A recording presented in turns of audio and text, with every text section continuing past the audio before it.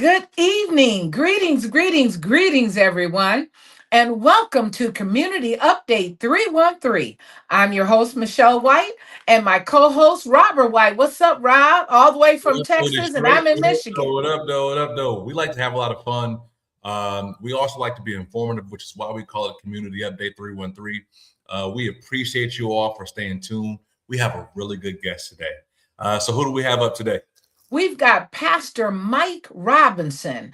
And Pastor Mike Robinson, we like to share stories about people who have done phenomenal things, come from one aspect of life, and they're moving on to do other things. I like one of the topics said, "Hi, Pastor Mike." How you doing? And first and foremost, I'm very grateful and excited to be amongst Community Update 313. And I'm glad to be here with you all, Brother Rob and Minister Michelle. Thank you. We are excited to have you on. Is everybody there? Thank you. Okay. What's going on? Okay, so what we want to do is we really just want to get into your life, what you've been doing, what's brought you to this point. I've been doing some research on you. You got a whole situation of past, prior up until this point. Now you're a pastor. You're in movies. You're doing a lot, man. So, guys, we came on a little bit behind today. I'm having a little audio trouble being able to hear our guest today, but we're so glad to have Pastor Mike Robinson, who is from Detroit, Michigan. He was raised on the streets of Detroit and indirectly was groomed to be a hustler and a drug dealer by his father. Young Michael Robinson led a life of violence, selling drugs and alcohol abuse, ultimately spending 78 months in the federal penitentiary. But he sought approval in all the wrong places to discover that it is available through the Father who paid the ultimate price through the shed blood of Jesus Christ. That's what I'm talking about. And so Pastor Mike has written a phenomenal, he's an author of a book called My Father's Blood. And so he's going to be sharing that with us this evening. And another quote that is, when I was looking at his website, it says, "Real men make mistakes." And if we look at throughout the Bible, everybody in there was making mistakes. God didn't even use no perfect people. The only perfect person in the Bible was Jesus. That's it. So we're going to be talking to Pastor Mike, who's going to share some of the challenges that he has had and how he has come through those challenges and turned what the enemy meant for bad all towards his good with a phenomenal book, phenomenal play, My Father's Blood. Again, welcome, Pastor Mike Robinson. And I know we're still working on some audio things. Hopefully everyone can hear me well. Yep, everything's good. Everything's perfect. Yes. Well, so Rob, you're gonna have to help me because I can't hear you all. Gotcha. Okay. Well, as a child from birth to like 10 and a half years old, I had chronic asthma. I was back and forth in the hospital, and actually my lungs collapsed on one occasion. I almost died on several occasions as a kid. If I ran from my house to the house next door, I was going to be down at Children's Hospital. So I was at the hospital at least once a week for 10 and a half years. I was admitted for at least once a month during that time. And they didn't have the paraphernalia they have now to help, you be cured from asthma. But nevertheless, during that particular time, I created this great relationship with my mom. I was a mom's boy. And my dad, he was an athlete. He can play baseball, football, basketball. He could box. He could do it all. And he had 3 boys, and he wanted all 3 of us to be great athletes. But I was the one, I believe I was missing in action during that time because I always had to go to the hospital. So he more so invested in my other 2 brothers, and I was the middle son. Nevertheless, my dad he was a flat-footed hustler as well. He worked at Chrysler, but when I say flat-footed hustler, that's a term that they know how to shoot dice, they know how to shoot pool, they know how to cards, but they never sold drugs, you know. So that's the kind of guy. He had after-hour joints and all that. But in the meantime and in between time, he was physically and verbally abusive to my mom. So by me being a mama's boy, I'm always trying to find a way to defend her. And our relationship just took a nosedive. And my mother, she came to a conclusion when I was 10 years old, almost 11, and I'm going to leave this guy, you know. So she took my baby brother, she moved to Ohio, and my father got her back a couple years later through avenue of the church. So now we back as a family, and my dad is a deacon in the church. He never hit her again, but he was still verbally abusive to her. Gotcha. So that's wonderful. I'm glad you guys are back together again, and relationship, you know, has been restored. Right. Well, you know, from those years in the church, me and my dad's relationship began to go even further down because he would use the word is bibliomancy. Bibliomancy means I can use the scriptures to control you. So he began to use that against my mom. And I was 16 and a half, 17 years old. My dad put me out the house. And I had to find some place to stay. Only place I knew is I had a couple of cousins. They sold drugs for the Young Boys Incorporated. So I just went to, you know, I'm a kid with a kid's mind. So I went and found one of the spots and asked him, could I just stay here? I don't want to sell no drugs because, you know, I'm scared to go to jail. I don't want to get caught up in nothing. I just want to find a place to stay till I get on my feet some kind of way. And just so happened, those places was the Brewster Projects, the Jeffrey Projects, Highland Park, and, you know, the most impoverished places in Detroit at the time. I'll say you were in the sticks. Yeah, you know what I'm saying? So my job became I get $2 off a bundle of heroin. I get $2 to take the syringe and shoot people in veins that they can't find on their own. So I got to shoot them in the neck, backside of their body, and it's not like they came and take no shower to get drugs. Came to conclude I'm going to either have to learn how to sell stuff or either going to be on it, I'm going to be dead. So my conclusion was to start viewing it from a different lens. So now I'm looking at it from a hustler's perspective. I got to learn how to do this, you know, if I want to get out this spot. I know this don't make sense, but I'm going to try to make it make sense.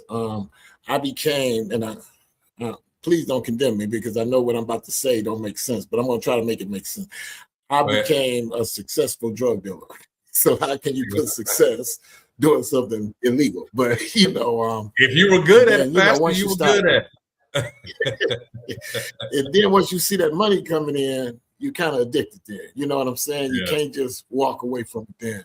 So that's how my earlier life was. And, you know, I've seen a lot of stuff, especially in those joints. I've seen people OD. I've seen, you know, back then when I was in the streets, those, they called them dope fiends. I don't call them dope fiends, but those addicts, man, they'll stick you up, they'll kill you. You know, they was very vicious back in those days, you know. So you had to learn how to protect yourself. And I seen drugs from ground zero level to a higher pinnacle, you know, and I didn't know God had his hand on my life back then, you know, and there was times that I would go to the phone booth crying, talking to my mom, why don't you tell him, let me come back home? And then she said, I'm praying for you, he ain't gonna let you come back. And I would go back to the drug house and boss up and act like I'm a gangster, right? Yeah. After you got done crying days ago. Yeah, you know what I'm saying? I really had this little kid in me, like, I want to go home. I don't want to, you know what I'm saying? Question for you, Pastor. Go ahead. Yes, sir. Question for you. What's something, because in my imagination, right, I can only imagine. I saw the drug life, and it just wasn't a thing that I wanted to get into. Right, But being in that position, what's something that made you want to say, you know what? Or even how did you get out of that and then go, hey, I'm about to drop this and pick this up? Because I do know a lot of them. And that's a hard transition because you are providing for people's lives now. And so when you want to stop selling, they're like, oh, no, buddy, you need to keep going because we need to hit this and we need to hit that. And I got mouths to feed. So how did that work in that transition? Well, actually, when I was 15 years old, I knew God called me to preach, but I was afraid of the faces, like how Jeremiah was. I'm scared to talk to the people, right? So I felt I was too young. Ain't nobody gonna listen to nobody, a kid trying to talk to some adults, telling them how to get their life transition, right? So nevertheless, I had that in me. And I tell you a story. It was a few times I would get drunk at late hours and I'd be around my friends and I knew stories. I didn't know the Bible. But I could preach stories to people. They like, man, you probably called to be a preacher one day. You know, I was hooping and hollering back there. You know, while you drunk, yeah. So you asked how did I make the transition? In 1985, I'm 61. In 1985, my older brother, he began to sell drugs, and he was 2 years older than me. I was 20. He was 22. We got shot 7 times in the face with a 45, lost his life. 5 years later, me and my mom was going to get something to eat, and I got shot 5 times. Once in the head, once in the chest, twice in the arm, once in the foot. And actually, I laid on top of my mom because I didn't want nothing to happen to her, and I just felt I was going to lose my life. And thank God, I guess God sent the angel lay on top of both of us, right? So nevertheless, right. So nevertheless, I went to penitentiary the next year, and I was really wild in prison. I weighed 150 pounds wet. I'm 6 feet tall, and I looked around. I said, well, this is my address. I got to make the best out of this thing here. You know what I'm saying? And I went to the federal institution. I did maximum security and supermax penitentiaries. But the thing that made me turn my life around when I got out, and I put emphasis that I went to the federal institution because I met a cartel from South America. And he was going to give me what the plan was for me to get up to a level where he can give me 1,000 kilos of cocaine a week. And in my mind, I'm thinking of, I'm going to build these high rises. I'm going to do all this kind of stuff. I was with a friend of mine trying to grind up on some show money. I told my friend, man, if you help me grind up on 150,000 right quick, show this Colombian that we got some money to work with. We can work this thing, right? And the feds was looking for my friend. So every time they was taking pictures of him, just so happened I was in the picture. You in the picture, right? I guess they did the research. This guy just got out. You know what I'm saying? So they raided my mom's house, and that was my turning point when I was handcuffed.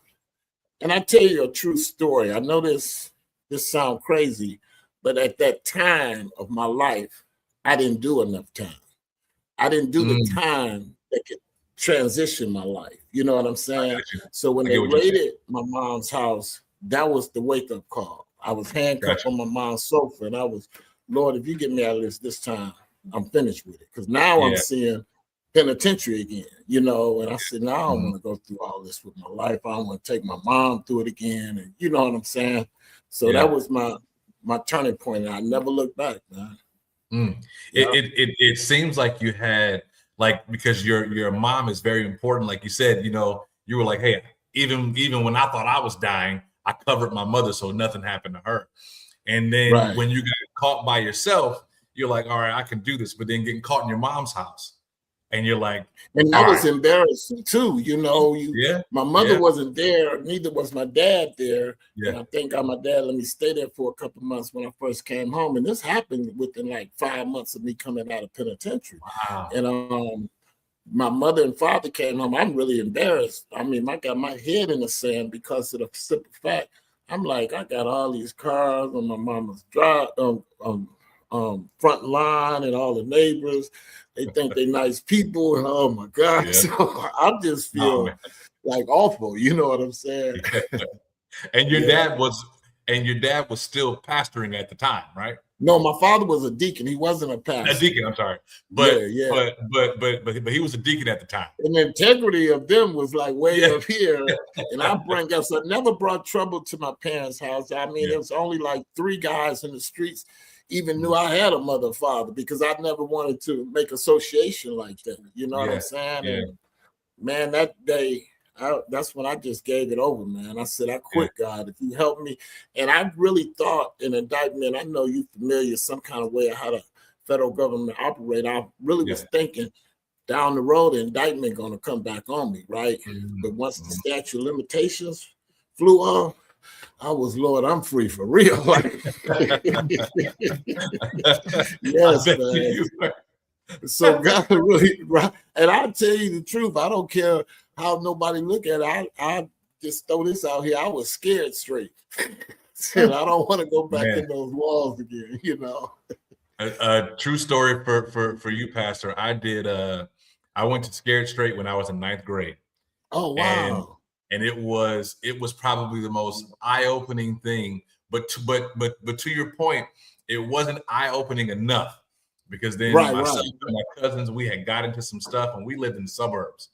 And we're out in Walled Lake, and we have cops with guns on us, like we did, like, you know, like we were real killers or something. Right. We weren't. We were suburb kids who didn't know anything about none of that. We saw it on a movie. We painted our guns like, because we thought we were in Dead Presidents. You know, we were trying to be something that we weren't. And this moment when they all like literally stopped in rush hour traffic on Walnut Lake and Drake, where there was one Rite Aid, and it was 2002 or something like that. And it was the most scary moment that we had. And the guy that was the tough guy and the drug dealer and all this stuff, he was the guy that told on all of us, because we were like, all right, let's just not say anything. Yeah, we were like, let's not say anything, because he had all the stuff. And we were going to go beat up this guy because he had done some racial stuff to one of our cousins, and, you know, said all the profanity and all the N words and everything towards him. And we were like, we can go show this guy a lesson. We didn't know the guy that was with us had a gun, right? And he throws it out right on the curb as the police are following us. And it was like, oh my God. So they literally put a barricade. They stopped rush hour traffic. We're trying to be quiet.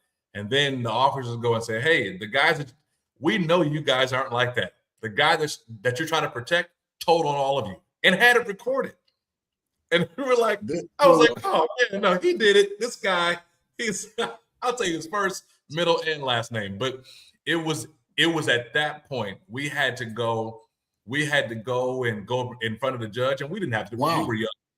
We had to go in front of the judge, and that was it for me. I was like, oh no, I can't go in jail.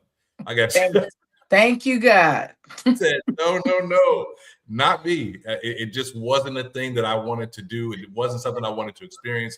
Thank God I didn't have to do any probation, nothing that put my name. I didn't have to do fingerprints or anything like that. So I was like, Lord, thank you. I don't want to be in anybody's system for anything other than the good book of life. That's the only time I want my name to be down. I was like, no, I'm gonna leave that to all the real guys, all the OGs. Y'all can take it. So we're familiar. YBI was Young Boys Incorporated, which was a very big gang in the 70s, I think the 80s and 90s, right? Maybe the 70s, but definitely, yeah, they were around in the late 70s and 80s and 90s. Late is that correct? 70s and 80s. Yeah, 70s they and died 80s. out like probably the late 80s, but I'm listening to you. But so from that experience, so let me ask you this. I can know sometimes when you're in the midst of things, when you're in the streets, people see God in you. So did you just have a clean cut God, if you get me out of this, and you got away from all of that and step? Sometimes we have to leave people who are our good friends, people that we love, have connections with. Yes, But yes, when we yes. want to make another turn in another directions, we have to leave all that cut cold turkey. Love you, but gotta go. Can't change you. I can only change me. Is that your experience? Well, yes, it was. I had a job at the airport, and this was in '98. And I was making $8 an hour. So I was driving. My mom would let me drive her car to the airport, and my pager kept going off, and I knew it was somebody from the street, so I was ignoring it. And the devil kept talking to my mind. He was telling me, "You make a $5 bill and 3 singles for a whole hour, right?" So I'm, at the thrusting floor, like maybe I should just quit this stuff and leave it alone. And a friend called me. I stopped at the phone booth one time on the way to the airport, and a friend called me, and he told me these exact words. He said, "Mike, man, I got some ways we can get some money, man, and I know you need some." And I said, "No, man." He said, No, we can get back with the government." And I said, "What is it?" He said, "I got 2 plates. They $5, $10 bill plates." He said, "I make like $20,000 a week with counterfeit money." And he said, "If you help me, man, we can make 40,000 because it's real taxing, and we can split it down the middle." And I was on that phone, and I said, "Man, when I told you if God ain't in it, I ain't with it, man." I just hung that phone. Yeah. And I wanted to, but it's like I You made got to make a an decision. oath to God. Like, yeah, and I just said, I can't. It's a lot of things we can play with, but we don't want to play with the Lord. You know what I'm saying? So I just was just going away from everything. And like Minister Michelle said, I left friends, I left everything. It's just like about the last 5 or 6 years that I start actually going back and minister to certain people that I stepped away from. I didn't see nobody in the past, but it's not You that I need was that being time. funny or so. No. I needed that to You help needed Mike, that time. you know what I'm saying? Yeah. And now you can go So, back and minister them and not be subjected to the same temptations. You didn't want any temptations. Yeah. So because I can handle them, you know what I'm saying?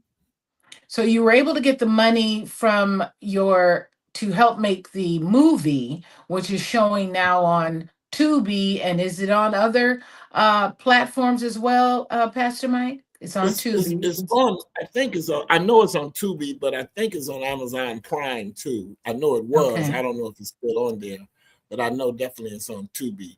And I think it's one thing I love about the movie, and I'm not saying this because the movie is about my life, but what I really love about it, the director, which is an amazing guy named Joe Smith, I think he did an excellent job because the way he set it up, he didn't glorify drugs and he didn't glorify the streets. And, a lot of these movies, it kind of glorified, make people look like, yeah, I was this big boss, man. I was the shot call and all that. But they show you that you can get killed in this stuff. You can get shot up. You can go to penitentiary. You can be at that phone booth like I was crying. Mama, please let me come home. And you follow what I'm saying? So he put the emphasis on that. And not to give too much about the movie, but how it started off, it was a young lady brought her son into the office to talk to me as a pastor. And her son was a hothead. He was off the hook.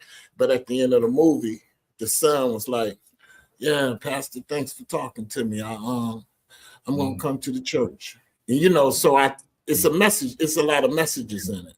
Yeah. And, I don't want to name nobody's movie. I don't want to try to put shade on nobody, but you know how these movies is. It make you look like, wow, I should sell drugs too then. You know what I'm saying? Almost glorifying.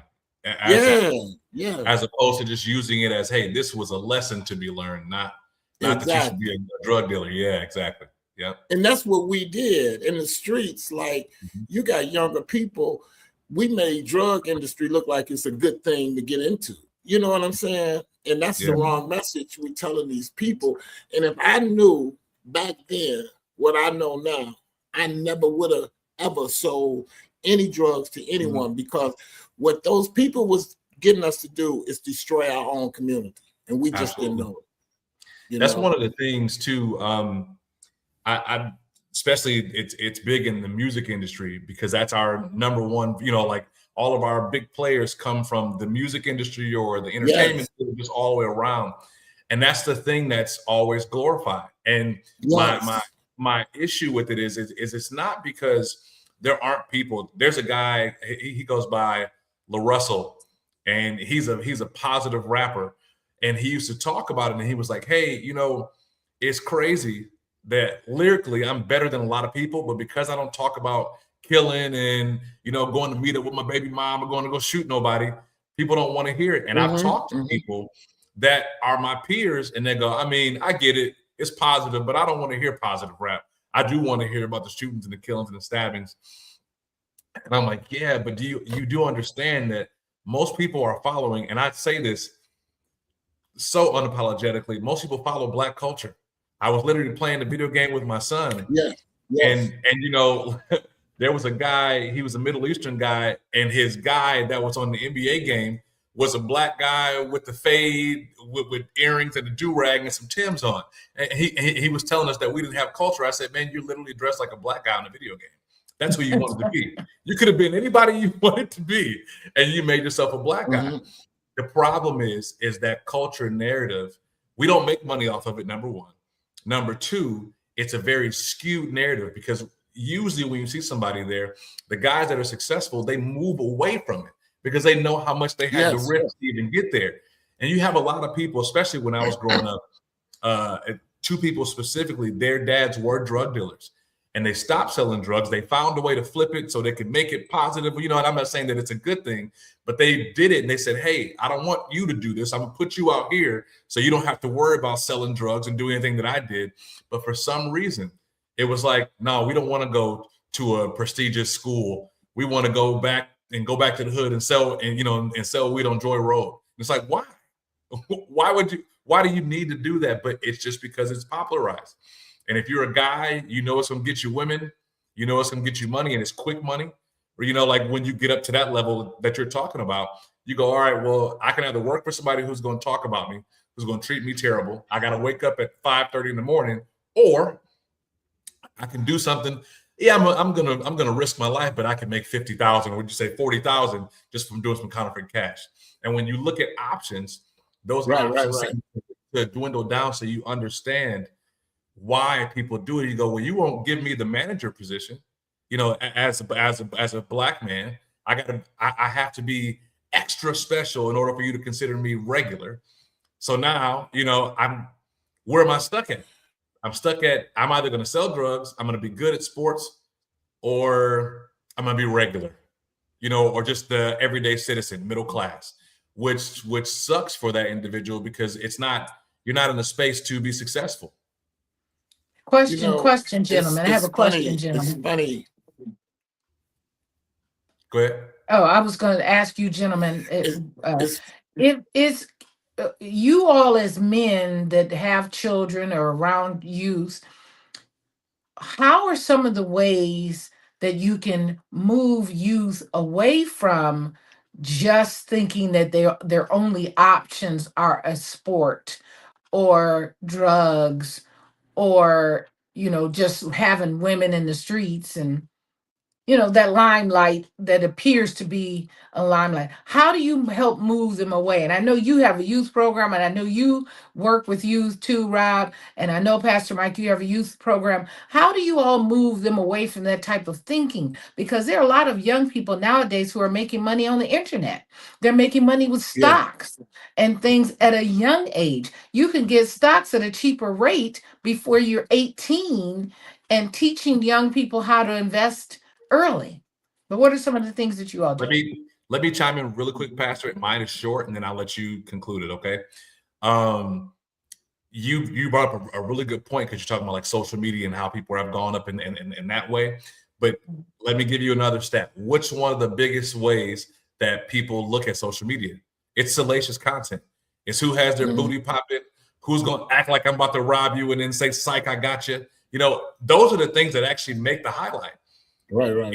It's easy to do because all you need is one of these. You have a phone, and now all of a sudden you're a director in the film, and it's 4K.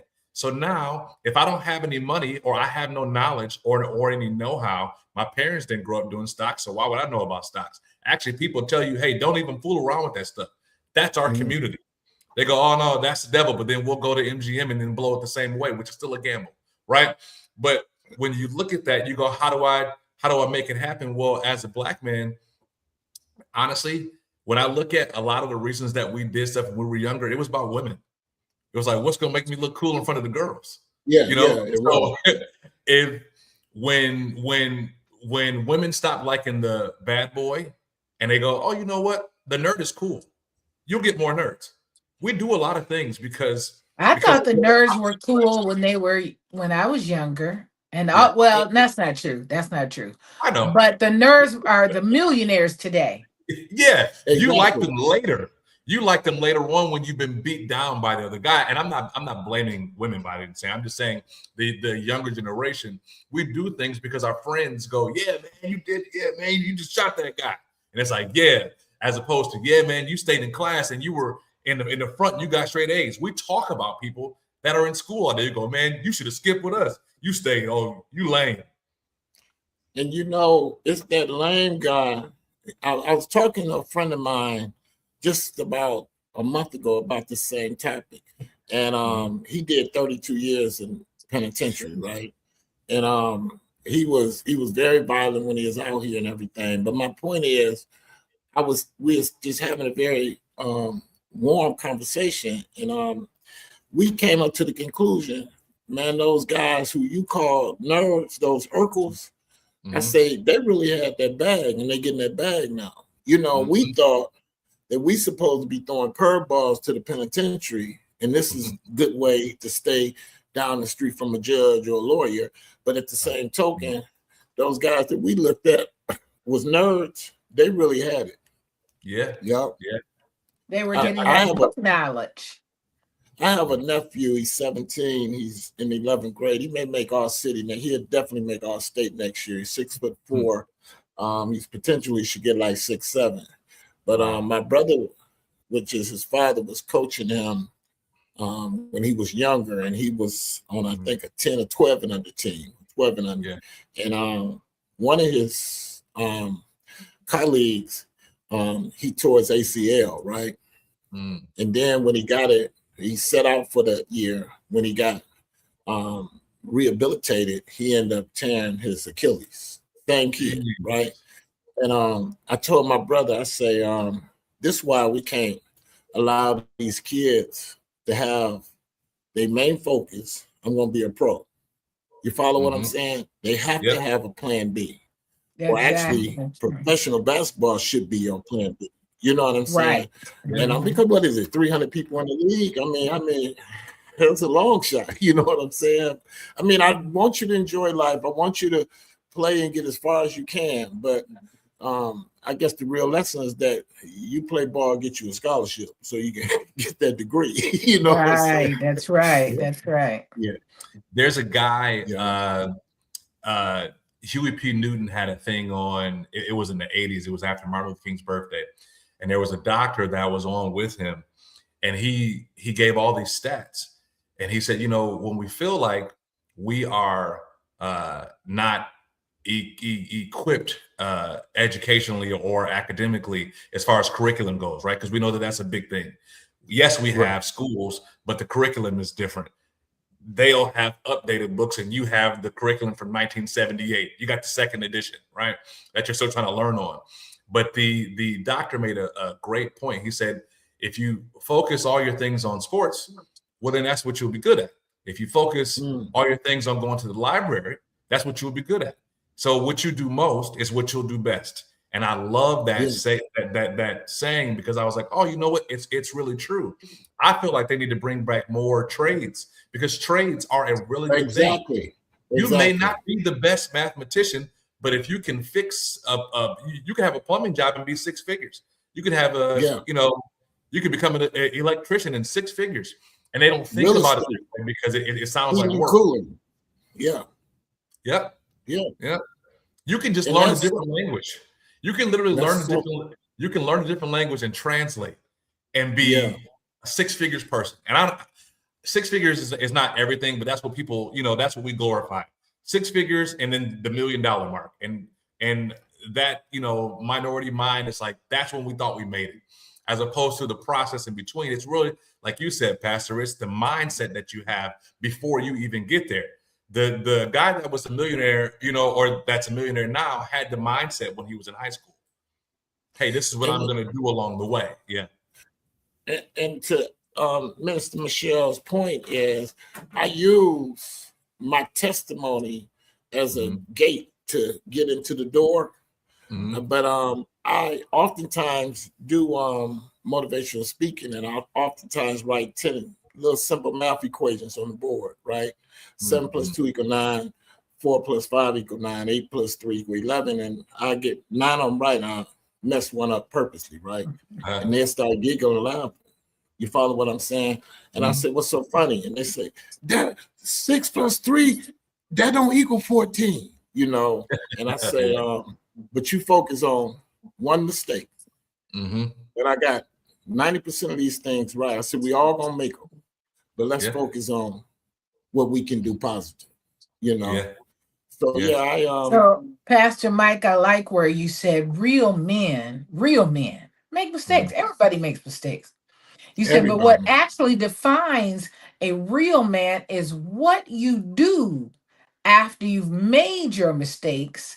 And this is what you're doing after you made your mistakes. You have a wonderful book, My Father's Blood. There's now also a movie that's on Tubi and Amazon Prime, and go to YouTube and find out the places it's at. So My Father's Blood is a memoir detailing your journey from being a troubled youth. And you happen to be a troubled youth in the streets of Detroit, but many people are troubled youth from every counties, every state has an area where there's some troubled youth. And it's not just Black, it's all cultures. And I serve in the prisons here in Michigan. I serve in Huron Valley Women's Prison and in Macomb County Correctional Facility Men's Prison. And one time, now very rarely, and I've been doing prison ministry for over 20 years. I actually started when I was 17, so a long time. Go and ahead. I ran into one guy who was a Chinese guy. One. I don't see no Chinese people in prison. But I said, you're not supposed to ask, but what are you in here for? What did you do? And I had to ask this guy because you just don't see them. You don't see Asians. At least I didn't. Did you see any Asians, Pastor? In prison? Did you see many Asians in prison? Pastor Mike? I think he's still in the he's there, but okay. So I saw this one guy and I asked him, what did you do? And he said, I murdered somebody. I said, oh, okay. He told me. But we want people to be sure and go to YouTube, see where My Father's Blood is being played. And we know for sure it's on Tubi. And if you don't have Tubi is a download that you can download for free and watch many films. And this film is going to explore the themes of rejection, the search for approval in the streets, and finding purpose through a spiritual transformation with a movie adaptation in the works. Yeah. So where can people also go to get your book, My Father's Blood? Where can they go to get that as well, Pastor Mike? They can go to my website and get it. It's MikeCRobinson.com. MikeCRobinson.com. Also wrote this book. I lost my mom in 2023, right, in July. And that was the biggest frustration in my entire world, right? Hold that book up again. Hold it up. Okay. For us, please. What's the name of that one? Dear Mama. Dear Mama. Dear Mama. Oh, that's So beautiful. I stole it from, I 33. stole the name from Tupac, right? Yeah, but no, but I was about to start nevertheless, rapping for you, Pastor. I was about to start rapping the lyrics.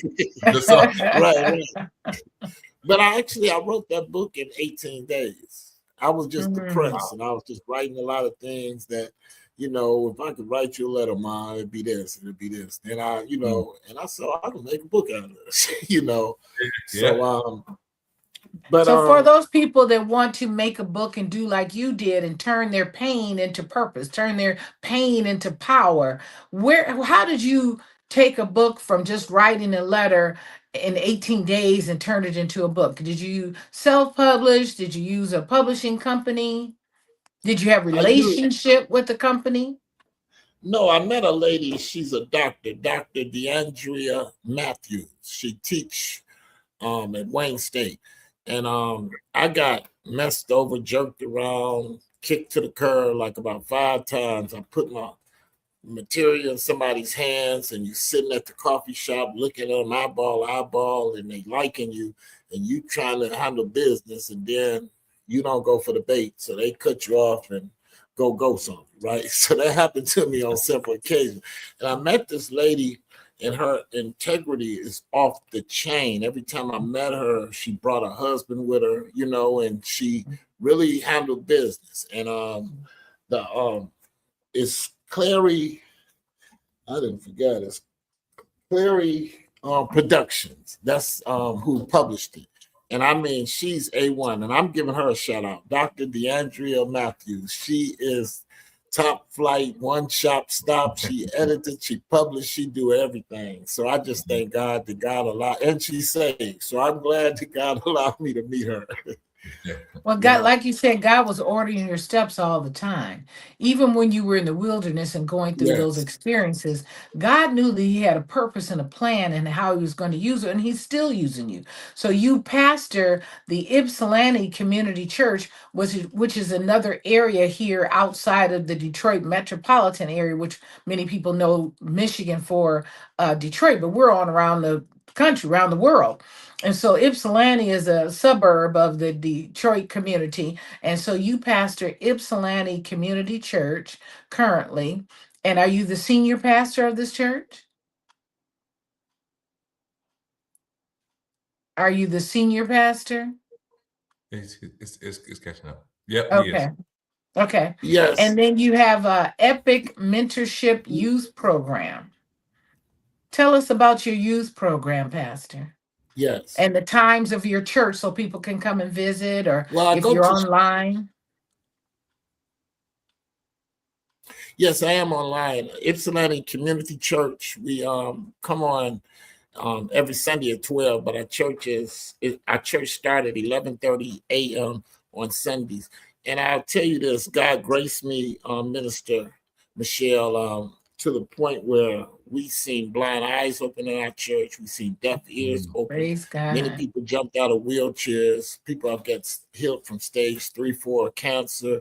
God has done some amazing things. We actually was having a healing service once a month for years, but COVID came. Signs and wonders are following. Awesome. Yes. It's a sign outside our church say this is where miracles happen.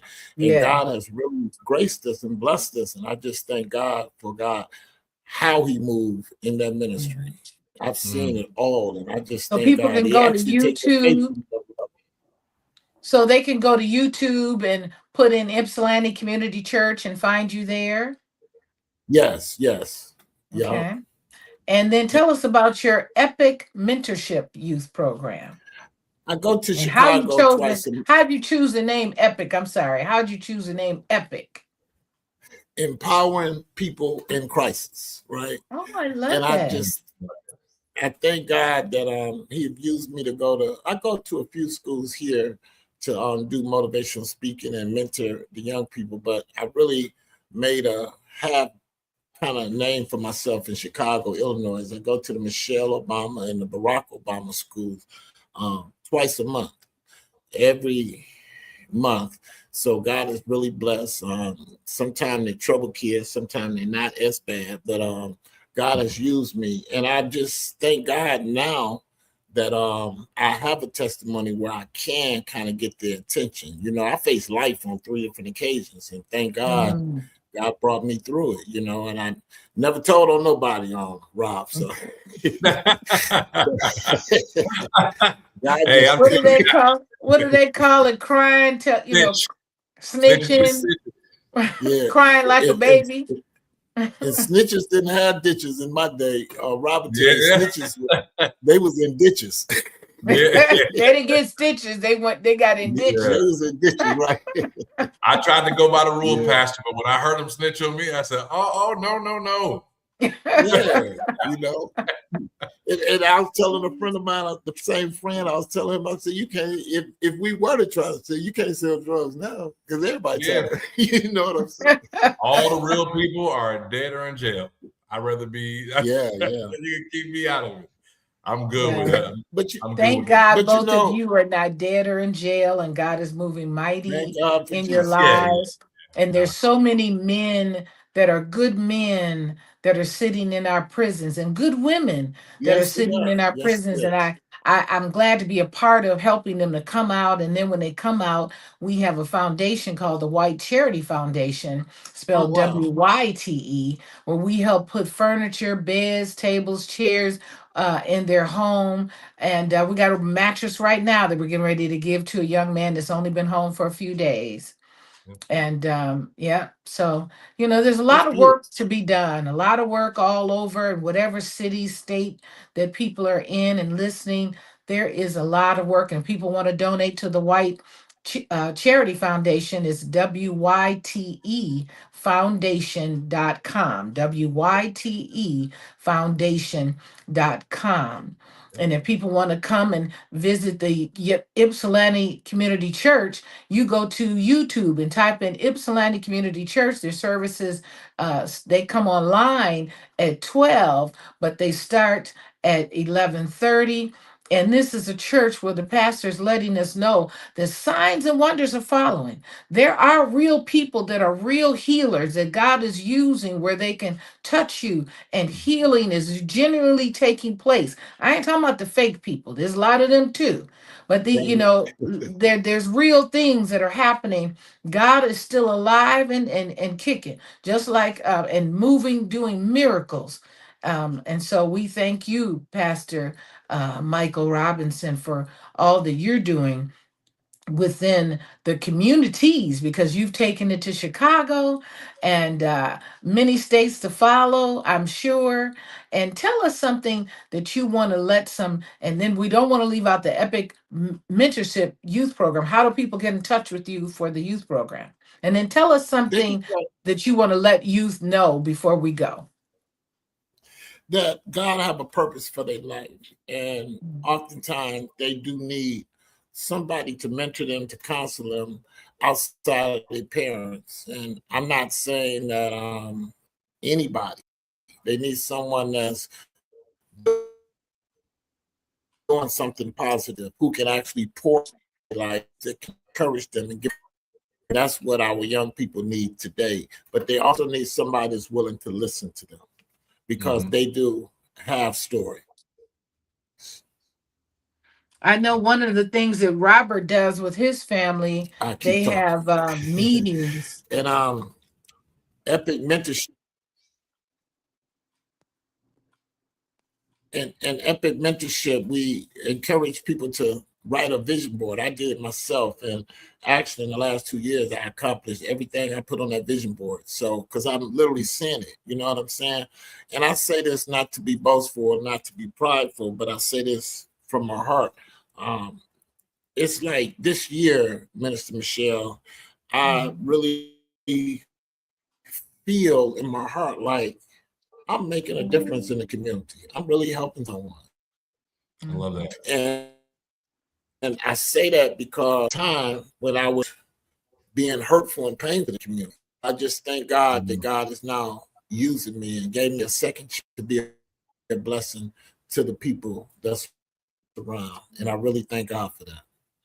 I think one of the good things about having a pastor who has that type of conviction is it takes away a lot of condemning, right? They say, well, the Bible says there's no condemnation for those who are in Christ Jesus, right?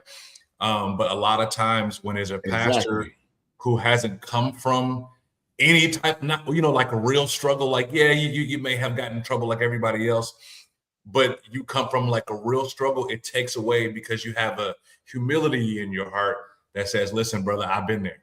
And I think a lot of times that is the thing that sticks in, because now I'm not judging you for where you were, because I was there too, right? Or I know what it is to be in that situation. And I really pray that the church turns away this, like the Pharisees. We're so caught up in the Jesus. that we miss Jesus in the moment. It's like, that's why he said, do away with the laws of Moses. Those things ain't helping you. You failed those too. Just love God with all your heart. Do it no way. Love your neighbor as you love yourself, but above all, just love. If you do those things only, you will trickle down by not killing anybody. You don't want to lie to yourself, so you're not going to lie. Those things happen anyway.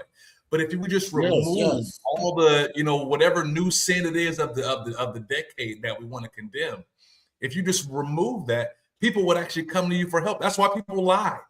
How are you doing today? Great. You know why? Because we know nobody wants to hear how we're actually doing. If you said you were struggling, you know what I'm saying? So like, we actually have to have a heart that is out for the poor. It said, bring me your tire, bring me all the things that you have problems, and then we're going to show you how to cast your cares upon the Lord. But I can't just tell you that and say, oh, just trust this guy. I don't know him. You do.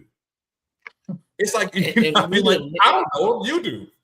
Show me who he is. Introduce me.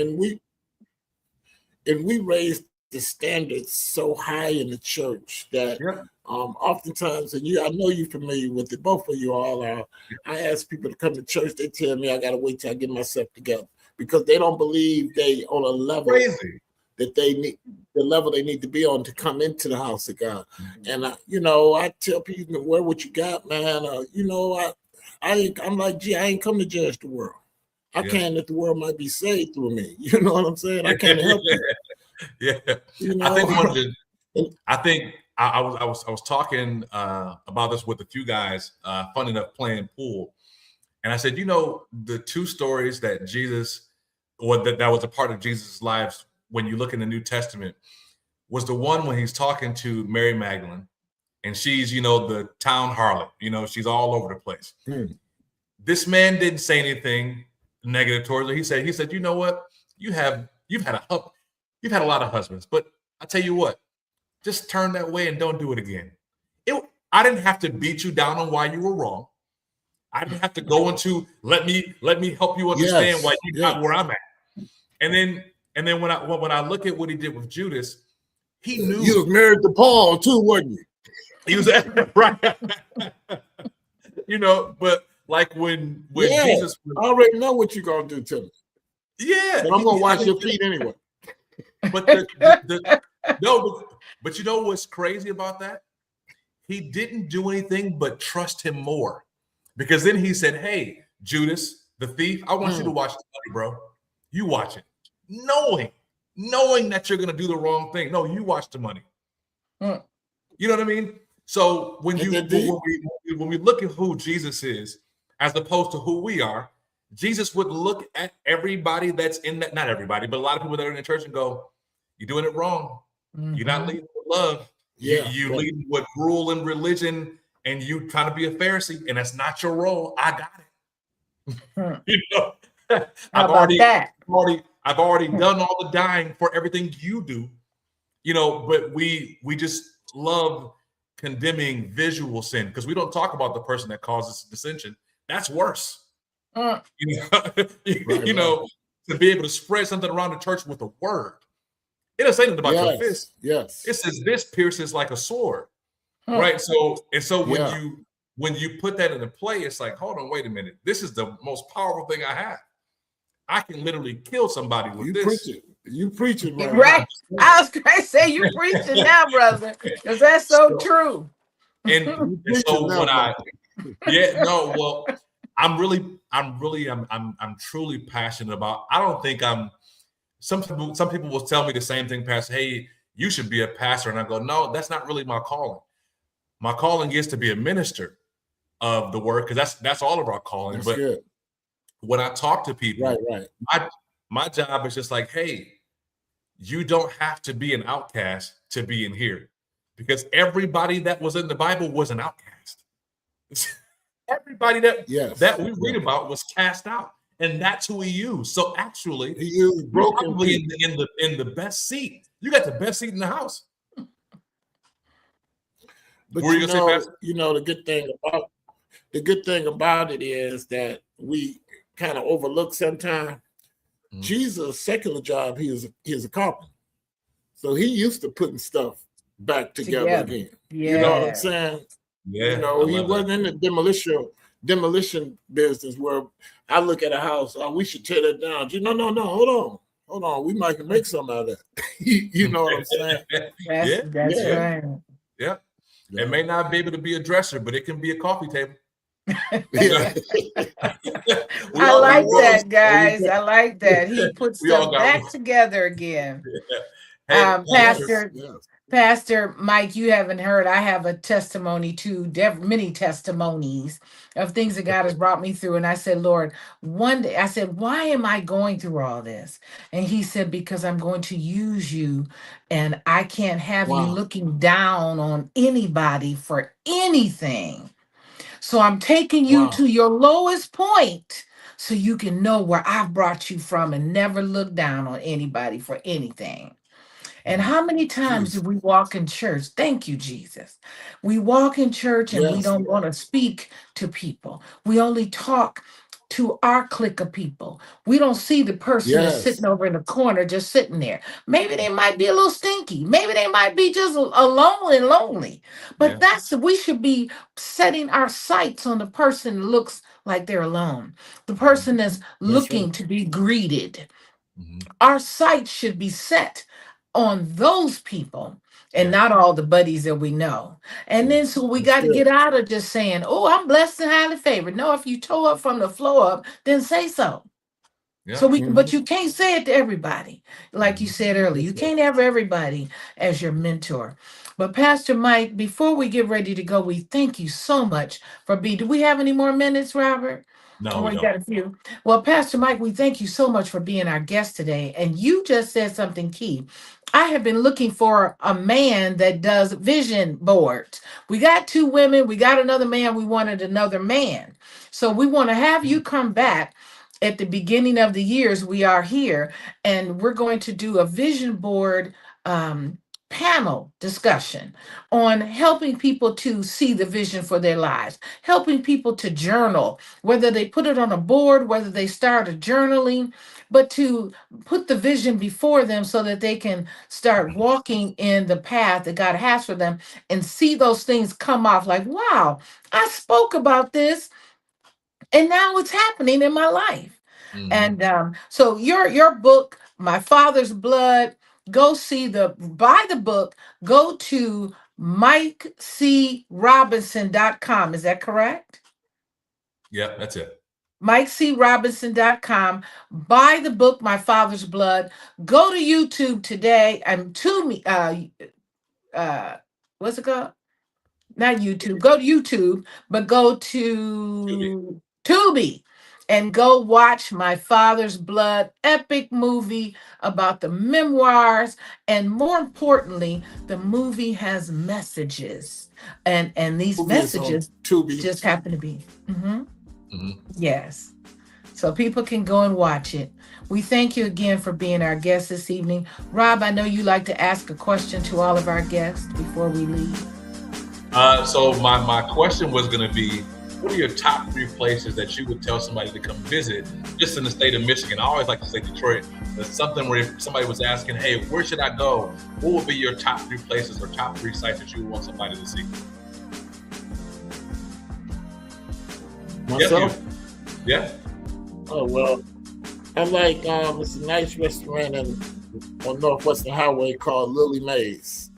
Oh, yeah. It's expensive, and it's a very nice atmosphere. I think you'll love it. If you're in Detroit area, please, in the summertime, go down to the Riverwalk. You'll have a ball. It's very nice. It's very, very peaceful and relaxing. And last but not least, go to Ypsilanti Community Church. It's at 33 There you South. go. I was waiting on that one. I was waiting on that Ypsilanti, one. Michigan, 11:30. All right, y'all. Well, we thank you guys for tuning in to Community Update 313. I'm Rob White. That's Michelle White. Thank you, Pastor Mike Robinson. We appreciate y'all. Y'all enjoy your day.